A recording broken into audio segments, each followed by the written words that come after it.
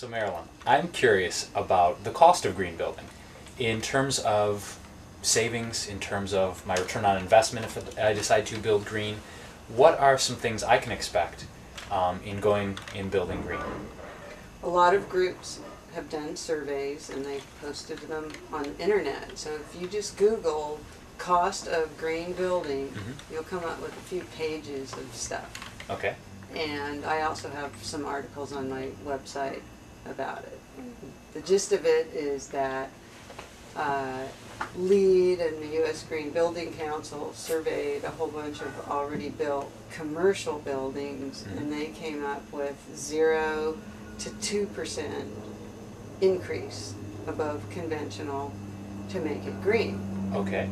And they're saying on those commercial buildings, they're getting 20 to 40% return on investment for all these water saving and energy conserving features and systems they put into the building as a basis of what the reduced operation costs are. Wonderful. So if you were going to go in the stock market and someone said you could get 20 to 40% return on investment, wow, it'd be amazing. Yeah, you'd go, I want to buy that stock. Absolutely. Right. So in the residential market, Colorado company surveyed a whole bunch of homes, and they determined the average size home was 1,500 square feet, and it costs roughly $10,000 to green your home. Okay. And that's a third of 1%.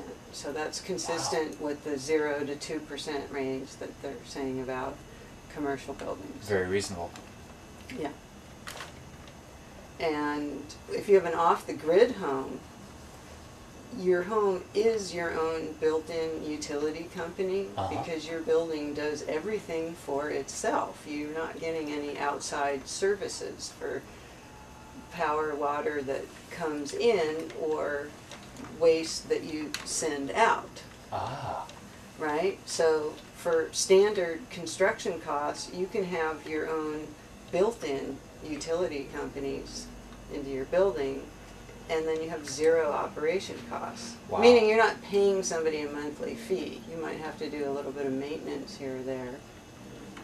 But generally the new systems have easy 40, 50-year life.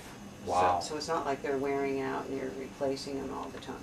So if someone wanted to go completely off the grid, that could represent an even more substantial savings over a 40, 50-year period for them. Right. Wonderful. So what percentage of savings could I get potentially from going and building green?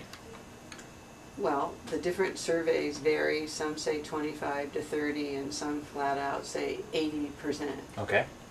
And part of why green buildings are economical to build is if you're oriented to harvest power and solar energy and collect water, and you reclaim your gray water, you don't need as much water because you're using it 4 times.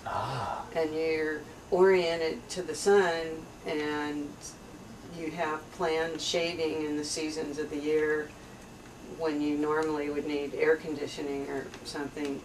And so you end up having a building that doesn't need as many light fixtures. It doesn't need to pump as many gallons of water. It doesn't need fans to blow all the air around.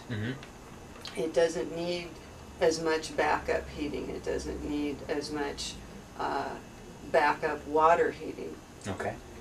And so because it's performing passively and harvesting all these free things that nature provides, you get to put in a smaller water heater and a smaller pump.